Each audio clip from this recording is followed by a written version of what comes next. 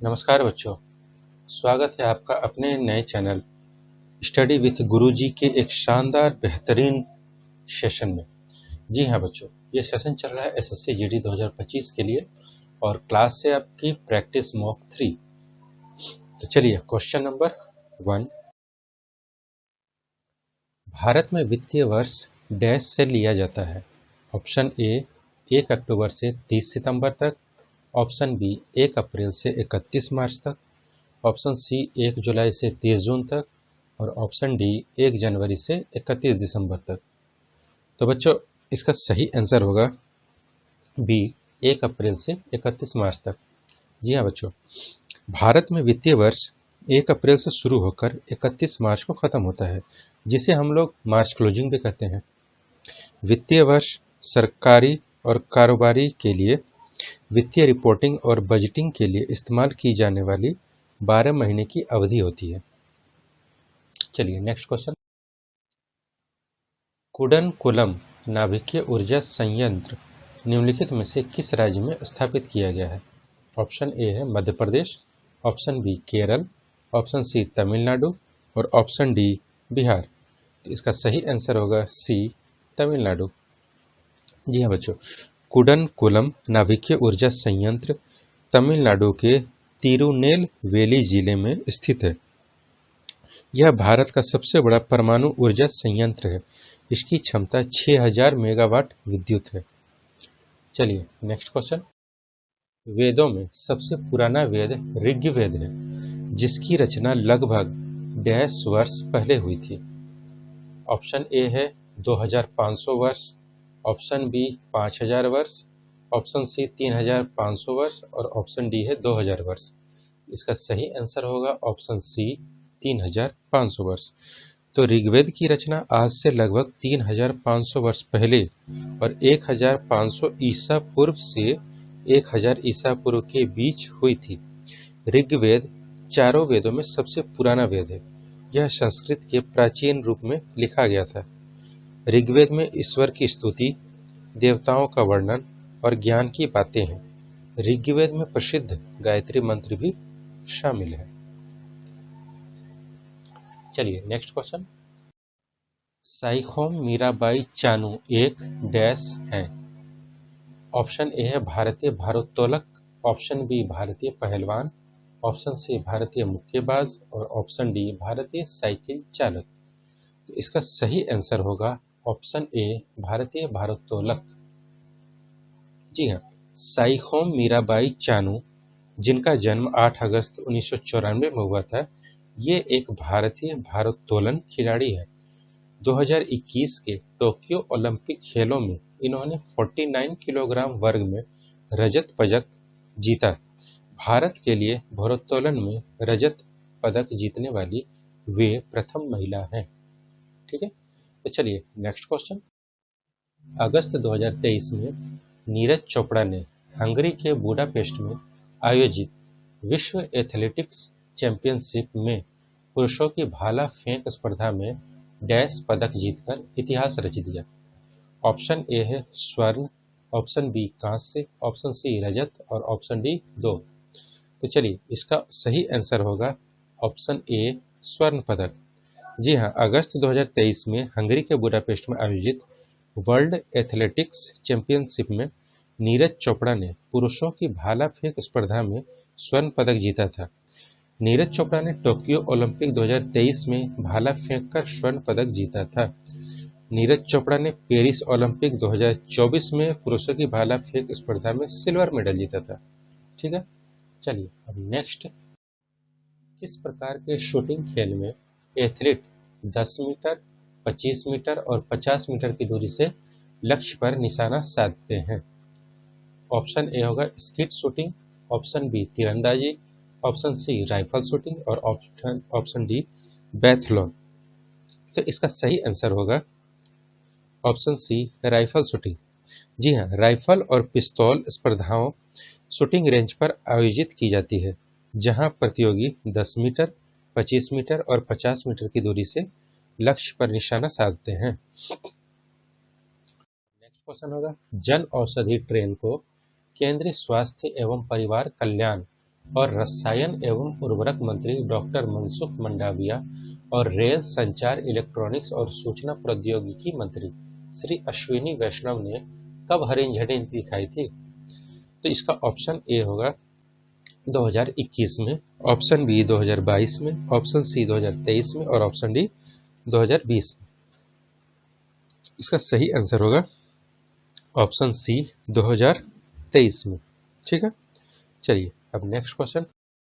अनुच्छेद 43 राज्य मार्गों में वैयक्तिक या सहकारी आधार पर कुटीर उद्योगों को बढ़ावा देने का प्रयास करेगा।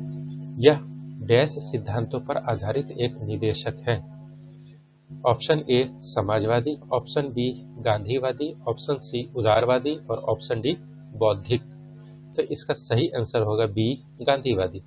जी हाँ, अनुच्छेद 40, 43, 43B, 46, 47 और 48 गांधीवादी सिद्धांतों के आधार पर आधारित है। अतः अनुच्छेद 43 राज्य ग्रामों में व्यक्तिक या सहकारी आधार पर कुटीर उद्योगों को बढ़ावा देने का प्रयास करेगा। यह गांधीवादी सिद्धांतों पर आधारित एक निदेशक है। नेक्स्ट क्वेश्चन, भारत की निम्नलिखित में से किस देश के साथ खुली सीमा है? Option A Pakistan, option B चीन, ऑप्शन सी म्यांमार और ऑप्शन डी नेपाल। तो इसका सही आंसर होगा ऑप्शन डी नेपाल।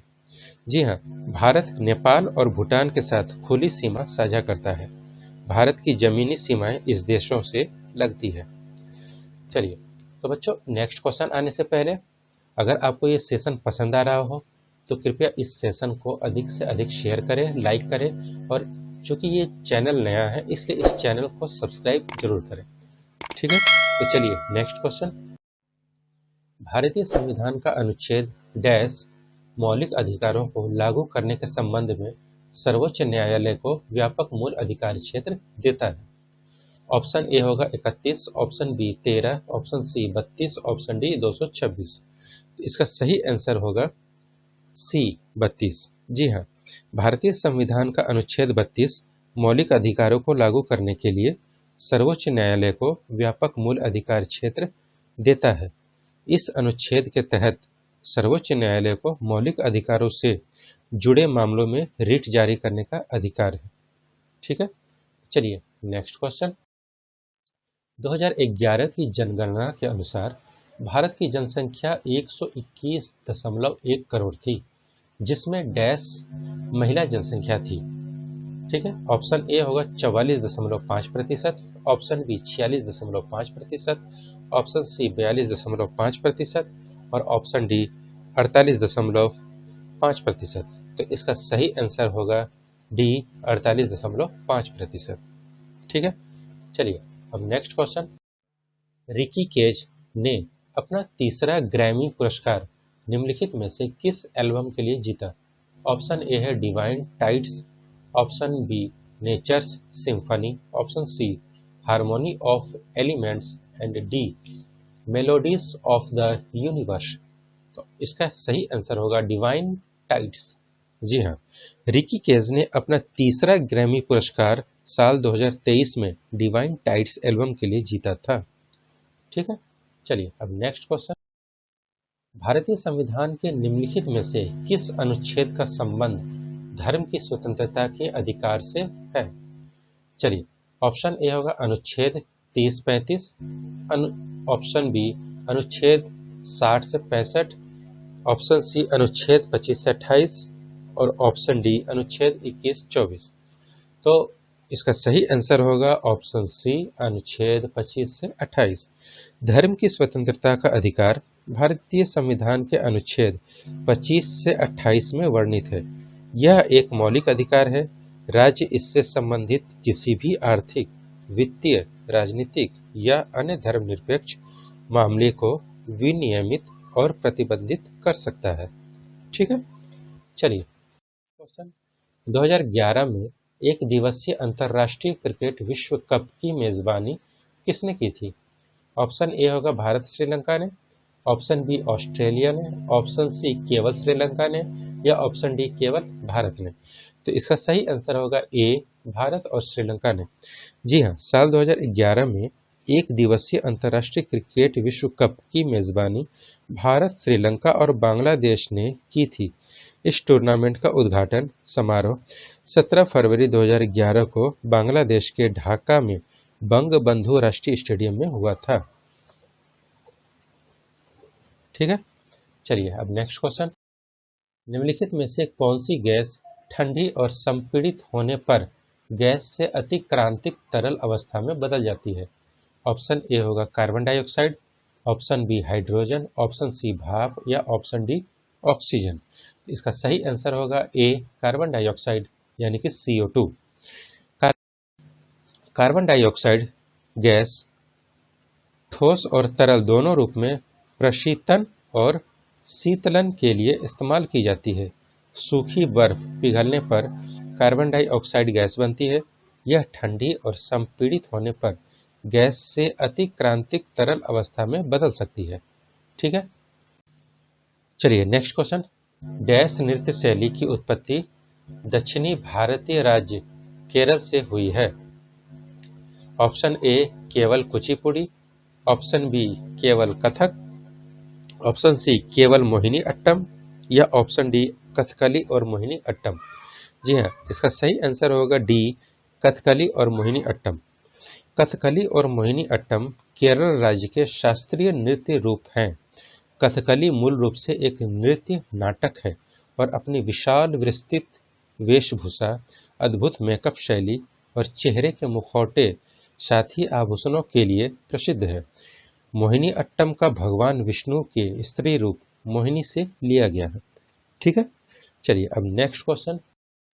अंतर्मुखी व्यापार रणनीति में घरेलू उद्योगों को विदेशी प्रतिस्पर्धा से बचाने के लिए उपयोग की जाने वाली सुरक्षा के दो मुख्य रूप क्या हैं? ऑप्शन ए कोटा और सब्सिडी, ऑप्शन बी प्रशुल्क और कोटा, ऑप्शन सी प्रशुल्क और मूल्य नियंत्रण, ऑप्शन डी प्रशुल्क और सब्सिडी। ठीक है, तो इसका सही आंसर होगा ऑप्शन बी प्रशुल्क और कोटा। अंतर्मुखी व्यापार रणनीति में घरेलू उद्योगों को विदेशी प्रतिस्पर्धा से बचाने के लिए उपयोग की जाने वाली सुरक्षा के दो मुख्य रूप प्रशुल्क और कोटा है। ठीक है, चलिए next question. Cripps mission Bharat में किस वर्ष आया? 1942, 1932, 1952 या 1922? इसका सही आंसर होगा ए 1942। ब्रिटिश सरकार ने 11 मार्च 1942 को क्रिप्स मिशन की घोषणा की थी। सर स्टैफोर्ड क्रिप्स के नेतृत्व में क्रिप्स मिशन 23 मार्च 1942 को भारत आया था। महात्मा गांधी ने क्रिप्स मिशन के प्रस्तावों को पोस्ट डेटेड चेक कहा था। ठीक है, चलिए अब इस प्रैक्टिस मॉक 3 के ये आखिरी क्वेश्चन नंबर 20। राष्ट्रीय राजधानी क्षेत्र दिल्ली सरकार विधेयक 2023 ने राष्ट्रीय राजधानी सिविल सेवा प्राधिकरण की स्थापना की, जिसमें मुख्यमंत्री, दिल्ली के मुख्य सचिव और डैश शामिल हैं। ऑप्शन ए दिल्ली के शिक्षा मंत्री, ऑप्शन बी भारत के कैबिनेट सचिव, ऑप्शन सी भारत के राजस्व सचिव और ऑप्शन डी दिल्ली के प्रधान गृह सचिव। चलिए, तो इसका सही आंसर होगा डी दिल्ली के प्रधान गृह सचिव। राष्ट्रीय राजधानी क्षेत्र दिल्ली सरकार विधेयक 2023 के तहत राष्ट्रीय राजधानी सिविल सेवा प्राधिकरण की स्थापना की गई है। इस प्राधिकरण में दिल्ली के मुख्यमंत्री अध्यक्ष होंगे, दिल्ली सरकार के प्रधान गृह सचिव सदस्य सचिव होंगे, दिल्ली सरकार के मुख्य सचिव सदस्य होंगे और केंद्र सरकार प्रधान सचिव साथ ही मुख्य सचिव की नियुक्ति करेंगे। ठीक है बच्चों, तो चलिए आपका ये आज का स्टडी विथ गुरुजी में प्रैक्टिस मॉक 3 का क्लास यही खत्म होता है। नेक्स्ट आपको फिर मिलेंगे नेक्स्ट क्लास में। तब तक के लिए आपके पास जो भी सुझाव है और आप जो भी अपने इस चैनल में सुधार चाहते हैं, कृपया नीचे कमेंट बॉक्स में जरूर अपनी राय लिखेंगे। ठीक है, चलिए तब तक के लिए जय हिंद, और जाते जाते इस चैनल को सब्सक्राइब जरूर कर जाएं।